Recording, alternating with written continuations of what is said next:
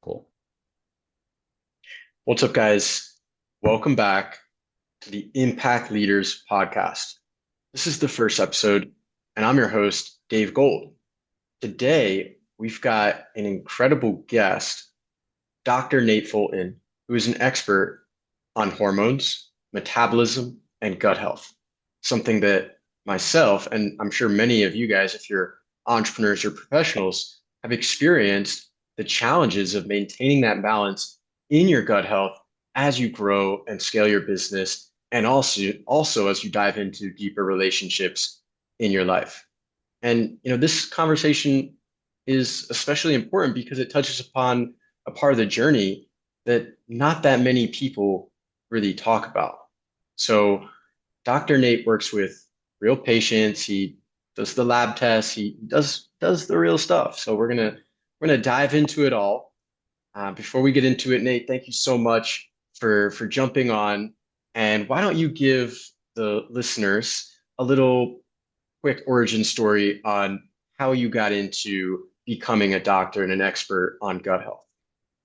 Yeah. So I, I started out, thought I was going to go the traditional med school route, um, did NPLEX, did all that stuff. Uh, Went to college, graduated with a degree in cell and molecular biology, took some time off, went and worked in a lab. Like I said, was going to go to med school, started shadowing some doctors. They really, they just seemed unhappy. It's like they've been pigeonholed into a system. I don't think most doctors are happy with the system how it is. I've heard lots of complaints. Just that insurance medical model limiting visits to there. I mean, you get paid for about 7 to 15 minutes of your time, right? So that's why most people, they go into a doctor's office, you get a 15-minute appointment, and then you're out the door with the script, right? That's because they're getting paid for their 15 minutes, and anything outside of that 15 minutes, they're not getting paid for that anymore, right? So, yeah, I really went and shadowed some doctors, got talked out of that, was looking for a like just genuinely wanted to help people. My dad got diagnosed with cancer when I was in my 20s, went through that whole medical system, really did not fall in love with it. Just the standard medical model of care is leaves a lot to be desired, right? And then that's when I came across things like functional medicine. And then from there, I really got into looking into naturopathic medicine. And for most people, they're like, what, a lot of people, they've maybe heard of functional medicine, maybe heard of naturopathic medicine, but they don't really know what it is, right? And when I break it down for them, it's like, what is naturopathic and functional medicine really, right? It's not about guesswork. It's not about magic pills or quick fixes. And it's definitely not about, slapping a supplement or a medication on every single symptom, right? So naturopathic and functional medicine, they're both rooted in that same idea. Get to the root of what's going on and help the body actually heal, right? We're not interested in chasing symptoms. We're looking at patterns, right? We ask why again and again until we find the system that's really out of balance. Um, we use real labs, we use real data, and a full body lens that, again, that connects all of your systems. Because again, you go into that your doctor's office, you have a dermatologist, you have a cardiologist, you have a gastroenterologist, and they're all only focused on that one system that they deal with, right? That they've been trained in, and that can work, but it doesn't take into the whole person, right? And oftentimes it's not just a gut issue, right? Or it's not just a nervous system issue, or not just a hormone issue, right? There is, the brain and the nervous system are connected. Your hormones and metabolism are connected. Your gut and the detox functions are connected. Energy and mitochondria, inflammation and immune system, right?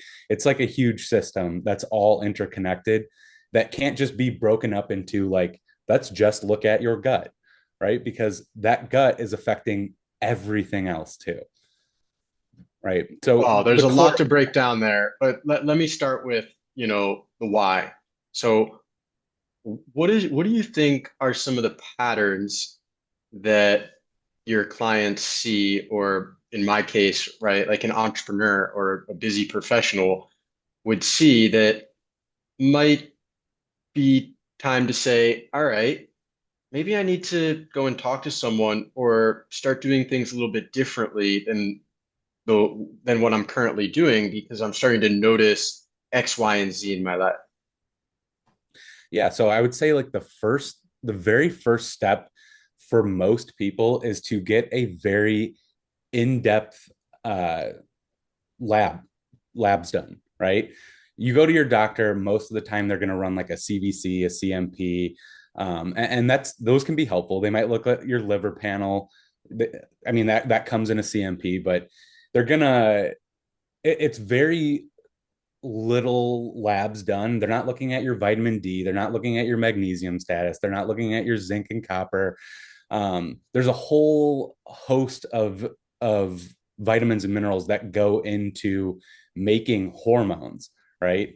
And without, if you're low in those, yeah, of course you're going to have, low testosterone or suboptimal testosterone or suboptimal progesterone if you're a female, right? So for a lot of people, the moment you say the word hormonal, it gets dismissed, right? If you go into your doctor's office and you're saying, I feel like there's something wrong, I want to look at my hormones, they're going to dismiss you, right? Oh, it's just PMS, or they might test your total testosterone, and if that's still in range, right, you're going to get dismissed. They don't look at like, oh, you're a 30-year-old and you have the total testosterone. Sure, it's in range, but you have the total testosterone of a 60-year-old man, right? Mhm. And that's a problem. Meanwhile, you're waking up feeling like your body doesn't belong to you anymore, right? So we met actually on Instagram, funny enough. Like what inspired you to take this practice that you've got going on in person in Arizona and then start teaching people about it online? Yeah, so I've always had this desire to help people, right?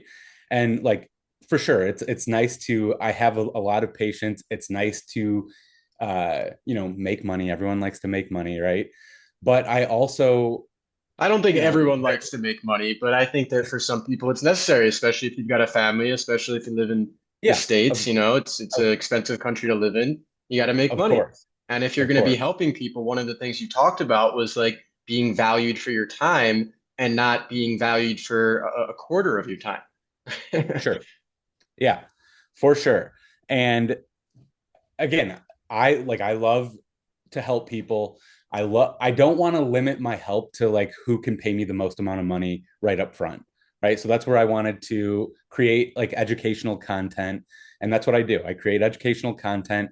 I try to give people the most benefit for free. And then if they want to dive deeper, if there's like something that I created spoke to them and it's like, oh wow, I would like this person gets me. I love seeing those people, right? I love when they come into my practice, whether it's in Arizona in person or virtually. And I've been helping people all over the world. I just had a patient yesterday from the UK, and the day before that I had a person in Africa, right? That they And found so you on your they Instagram. found me on Instagram, right? Incredible. And Which and is you crazy. started this, personal brand how long ago? I so I branched out on my own and created this in April of 2025, Of right? this And year. it's of this So year. it's Yeah. been like less than a full year, and already you've got patients from all over the world. And and what's it like working with someone, virtually that's in the UK? Do you find it as enjoyable? Are you able to go as deep with them? What's been that experience like? Yeah, so there's definitely some hurdles that are involved when you're helping people outside of the US, right? Because Hmm. a lot of like the UK, for example, they have well, I can't think of the name, but their medicine's paid for, right? Like they don't. NHS or something? Yeah, yeah, yeah. And so what happens, and the problem that I've run into is they have a harder time going and paying like cash labs, right? A lot of those don't exist in those countries where it's like they go to the doctor and they pay cash labs. What they have to do is they have to go to their doctor and they have to like then their doctor orders their labs for them. And if they wanted to go deeper, well, you better hope you have a really awesome doctor or you're kind of out of luck, right? Hmm. And so it does, some of my patients that I've helped, the one in the UK, they have a really awesome provider that's willing to work with them, and sees the value in like digging a little bit deeper, especially because that person specifically, he's dealing with some post COVID like viral stuff that's been going on since Hmm. 2020. Oh, And they ran a litany of tests, they've run a battery of tests, and they can't figure out what's going on, but he's miserable, right?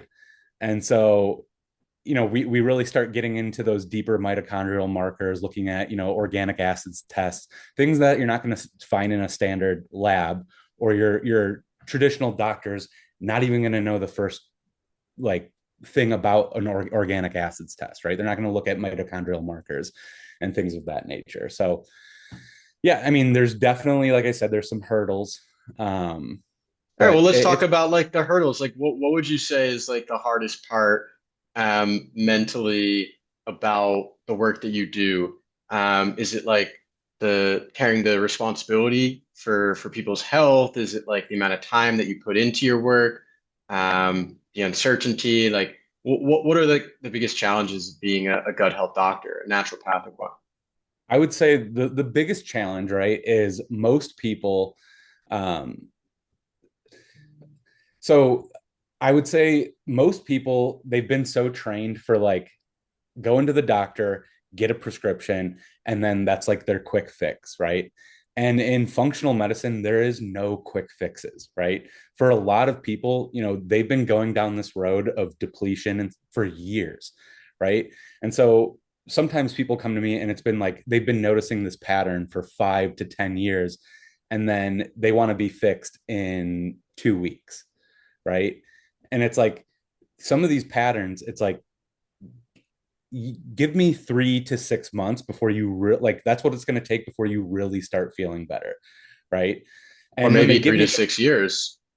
yeah, I mean, it could be 3 to 6 years. I hope that it's not 3 to 6 years, but yeah, realistically, I would say 6 months, 6 to 9 months, uh, depending on how severe the issue is really how long it takes for people to start noticing benefits. And I tell them, give me 12 weeks. And if at 12 weeks you're not feeling, 20% better, then fire me as your doctor, right? Because Mhm. realistically, I think in 12 weeks we can get you, I'm not saying we're going to get you 100% better, but we can get you 20% better, and then 12 weeks from there we can get you 20% better from there, right? And eventually we get you to that 100% better, but it's over the course of 6, 9, maybe 12 months, right? Well, yeah, we got to give people like at least a short-term goal so that they they feel like they have something to work towards in the short term, not only in the long term. I know for me, I've done some pretty crazy things. Like I was in the army at one point in my life, and one of the guys that told me like, okay, how do you get through the army? Is you just work towards the next meal. Just I just want to make it to the next meal. Yeah. So, and maybe when I was going through my gut problems, it was just like, all right, in 12 to 24 weeks, can I be feeling better just incrementally from what I Mm-hmm. currently am at?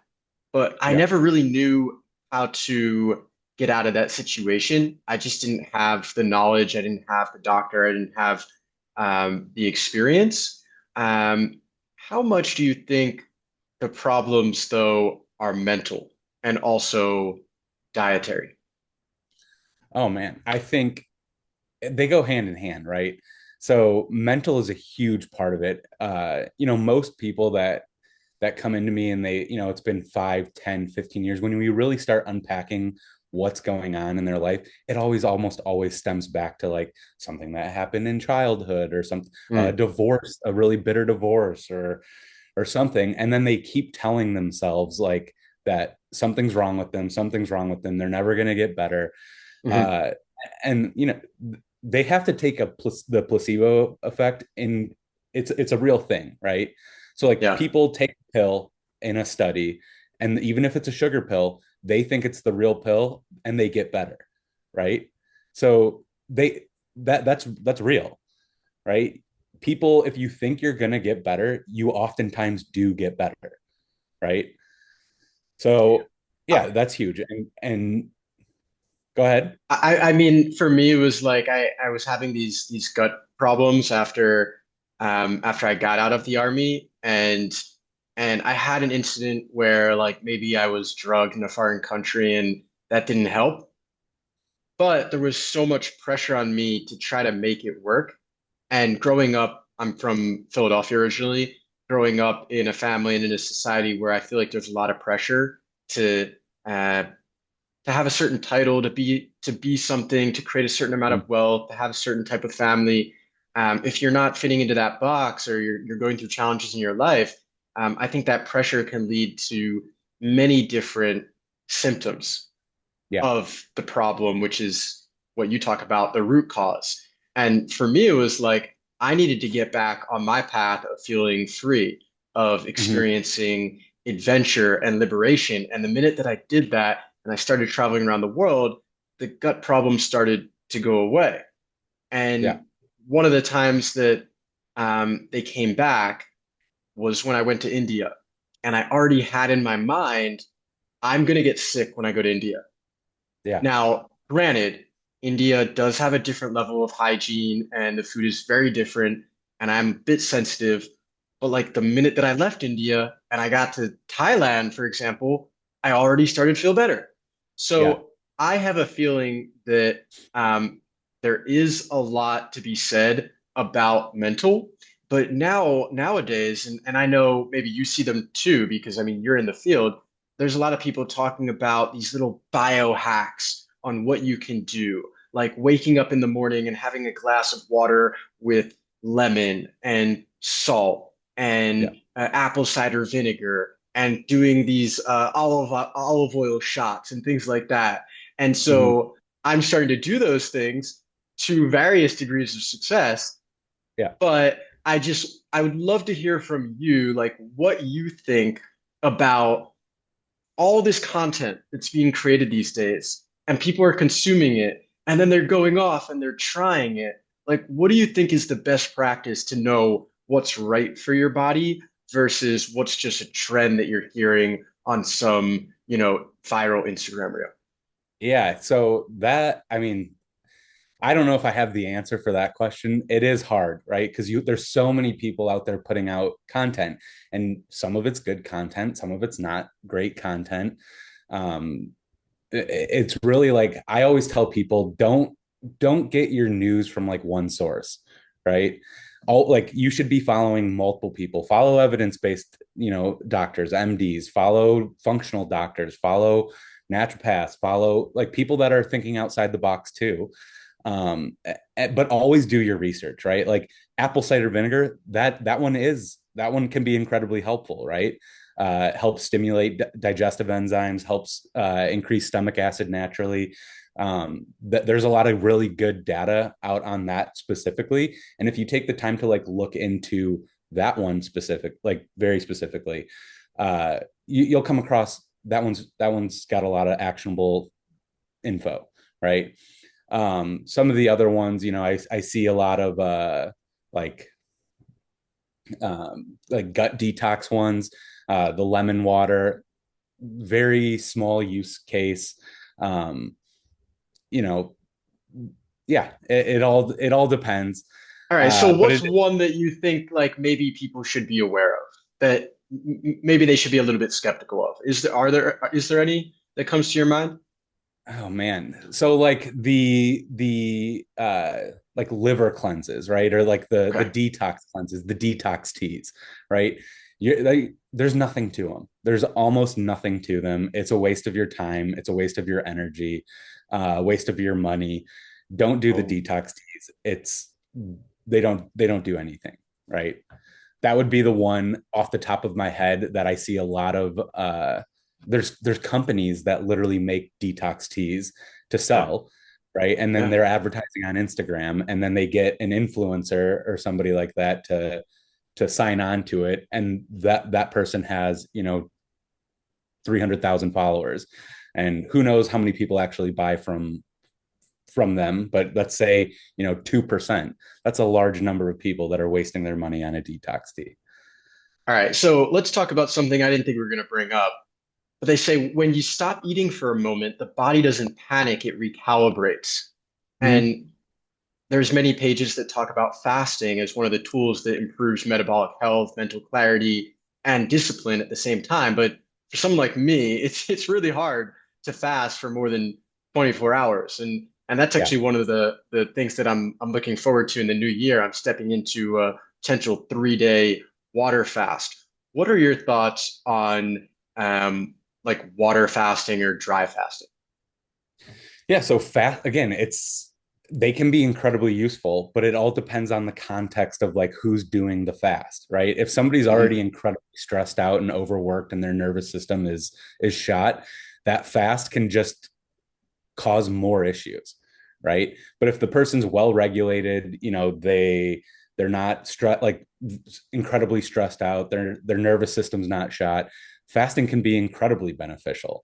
So it's never like a one, like it never fits, like one solution doesn't fit everybody, right? It's really like, are you in a position where a 3-day fast would benefit you? Yeah, then do it. But if you're not in a position, if your cortisol's already tanked, or you're already not getting enough nutrients as it is, which is almost also incredibly common, and then on top of that you're doing a 3-day fast, right? And then you're missing out on that feeding window, and so you're not eating, and then you start eating again, but you're not eating enough. Well, it kind of, it's like it's like pouring gasoline on a fire, right? Okay, okay. That makes a lot of sense. Now, let's say someone listens to this episode and they want to learn more about what you do. So, do you want to talk a little bit about what you currently offer, and how someone could consider whether or not that would be something that they would want to consider joining potentially? Yeah. So I, you know, we were talking previously, and give me some really good ideas. Uh, right now I'm only doing a new patient and then a like follow up patient. So if anything that I'm talking about resonates with you and you want to come work with me, I do have a new patient appointment. It is $250, and then from there it's just follow up appointments, 150 per follow up appointment. That new patient appointment is about 90 minutes long, so it's an hour and a half, way longer than you would get going into your traditional doctor's office, right? And that allows us to really take time and focus on what's going on with you. Before that appointment even happens, you get a very like in-depth, detailed questionnaire that really just helps me focus down on what I think we really need to talk about during that 90 minutes, right? And then from there, depending if you're in Arizona, that's where I'm licensed. We have a much broader scope of what I can do. We can do medications if needed. We can um, do some other things that I can't do outside of mainly it's just medications that I can't do outside, like if it's not Arizona. But anywhere else in the US, I can run labs for you. I can help you with supplements, what you might be missing, um, talk about lifestyle, dietary choices, things like that. That is all stuff that I can do, right? Mhm. All right. Well, yeah, I love your transparency and just the accessibility is really nice and refreshing. Um, I try to keep these episodes shorter and shorter these days because of people's attention span. I know you're not an ADHD doctor, but that definitely has an effect on the gut as well. Um, you down to do a quick little speed round of this or that questions, and if you have a little because you can go into it really quickly. Is that cool? Yeah. All right. And if it doesn't make sense, you can also call it out too. All right. I'm just All doing my right. best here. So All the right. first one is labs first or clinical symptoms first? Clinical symptoms first, right? that really helps narrow down the lab list rather than spending 900 $1,000 on labs. Getting your clinical picture first, seeing what's going on, that can really narrow down the lab list, right? Okay. Hormone optimization or metabolic health? Metabolic health. Without metabolic health, your hormones are going to be wonky anyways, right? If your blood sugar is chaos, if you are, your HbA1c is high, your blood sugar is high, that all affects your hormonal well-being. All right. Testosterone therapy or lifestyle intervention? It depends on your age, right? If a 30-year-old's coming to me, definitely lifestyle optimization first. I'm not saying that we don't run, we wouldn't go that route if we dial in their lifestyle issues and their testosterone's still low. But if I have some 50 and 60-year-old men that come to me, lifestyle can help move the needle, and we definitely do work on that. But I almost always go with testosterone or I go with testosterone. Fasting or frequent meals? Oh man, this I would say this one's dependent on the person, right? Uh, again, frequent meals. I'm not one to like eat 6 or 7 times a day. I do think that traditional three meals a day window it really works. Maybe a snack here or there, but fasting can also be incredibly beneficial for the right person. All right. On that note, food quality or calorie control? I mean, I think both are important, right? You don't want to binge on like 4,000 calories of fruit still, but also, knowing where your food's coming from, not, we always there's a lot of stuff out in the ether now of like those forever chemicals and phthalates and they're really starting to pay attention to how much that does impact your health. Um, so yeah, I like it's incredibly important to pay attention to what you're cooking, right? If you're cooking vegetables in those microwavable bags, yeah, you're getting a lot of unhealthy things that are coming into that with that plastic. A lot of microplastics, a lot of forever chemicals, things of that nature. There's a reason why that plastic bag doesn't melt in the microwave, right? Cooking vegetables in a microwavable bag. Okay, I didn't even realize that that was a You thing. didn't, is that not a thing? Oh yeah, That's a crazy thing. I mean, the I was given a plastic fork just now, and I don't know why I was going to use it. I guess I didn't feel like doing the dishes, and it chipped a little bit, and I was like, okay, no more plastic forks. yeah, Just use the real thing. All right, yeah, let's continue. So morning sunlight or cold exposure? morning sunlight. Morning Morning sunlight, sunlight. it sets your cortisol rhythm for the day. We're evolution, we're products of evolution, right? We were designed to wake up with the sun and go to bed at night when the sun goes down. Well, let's double on that because you live in Arizona. There's a lot of sun, I think, all year round. Mhm. What about for a client like that's in the UK? It's kind of dark, it's kind of gloomy a lot of the year. Um, what would you recommend them to do when they wake up first thing in the morning? Yeah, so there's a couple options, right? So even though it's sunny or not sunny outside, right? It's cloudy, it might be rainy. I mean, a lot of people don't want to go out in the rain, but if it's cloudy, you're still getting photons into the eyes, right? Photons from the sun. It's still light outside. It's not as many. So you have to be out a little bit longer. So I always say, in Arizona where it's sunny almost year round, 10 to 15 minutes of sunlight first thing in the morning sets your biological clock. It sets your cortisol response for the day. 16 hours later, your melatonin's going to rise, your cortisol is naturally going to fall throughout the day, and that just helps that helps your biological rhythm, right? For people in the UK where it's cloudy, uh be outside a little bit longer, 30 minutes, 40 minutes if it's really cloudy. If that's not an option, they make those sun lamps, uh those lamps that you can like, I think they're 10,000 lux is what you're looking for, that you can set next to your desk while you're working and do 10 to 15 minutes of that first thing in the morning. Do you know red light, the red light therapy? Yeah. and some people do that, like they do it with their anus, like they can't they do like the sun to the Yeah. bum. I mean I've heard that I've never actually seen anyone promoting it, but I have heard that there are people that do the red light therapy, These sun are to the the or same sun to the ones sun. that promote the kind of out there health stuff, like eating Yeah. raw red meat, Yeah. and drinking eggs raw, and doing Yeah. things that I don't think that I should do for my gut personally.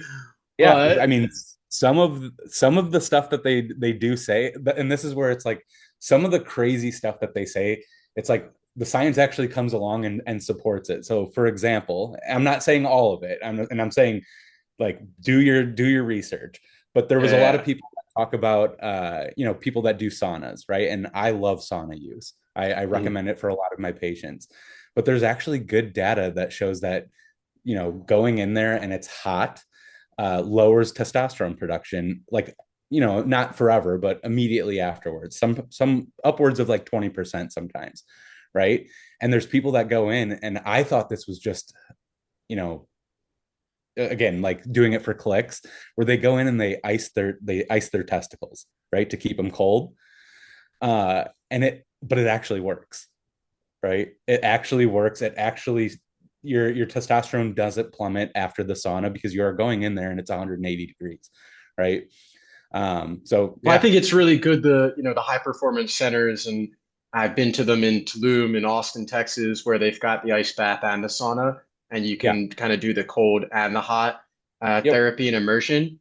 But yeah, as we start to wrap up, like at the deepest level, why do you do this work? I again, I think the primary reason that I do this work is I've just had a lot of friends, family members. They're not well.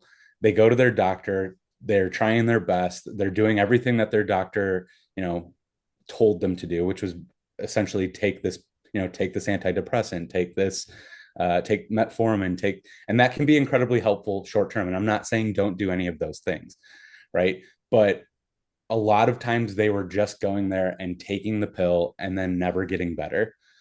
And so I wanted to dig deeper. And a lot of times it's like, especially for depression and things of that nature, nutrients play a huge role. People are very nutritionally, uh, we're not nutritionally optimized, right?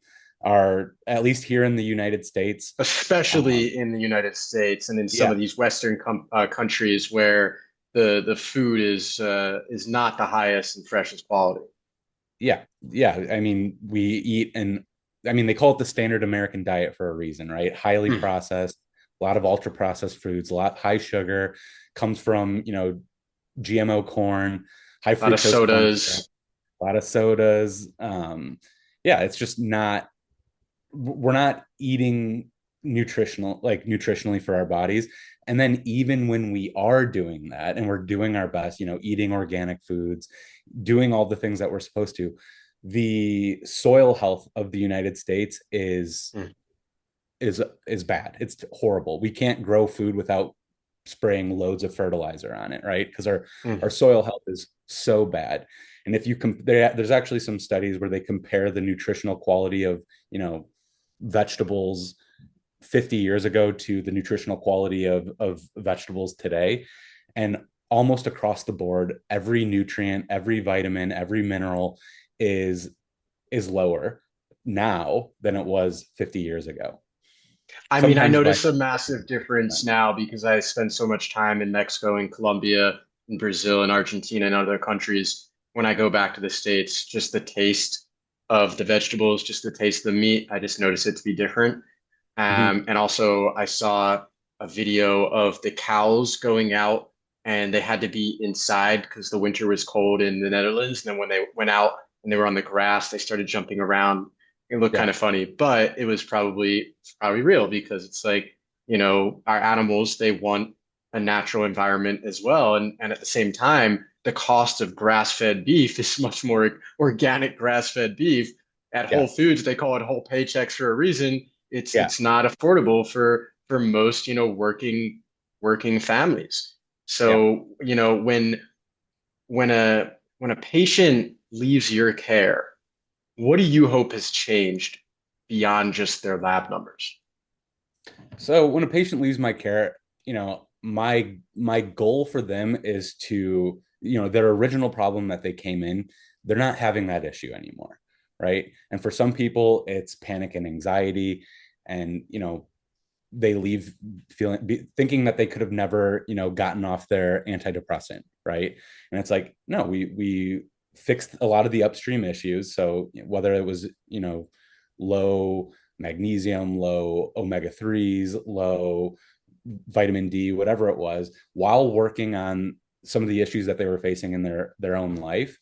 And then they don't feel like they need that crutch anymore, right? And then they come off of it, and yeah, they're like, oh, I haven't felt like I've felt anxiety my entire life, and I don't feel anxious anymore, right? Mm, So mm. that's incredibly powerful, and again, it depends on what they're coming into, what they're coming to see me for. I've had men, young men, 30s, 30s and 40s coming to me with low testosterone.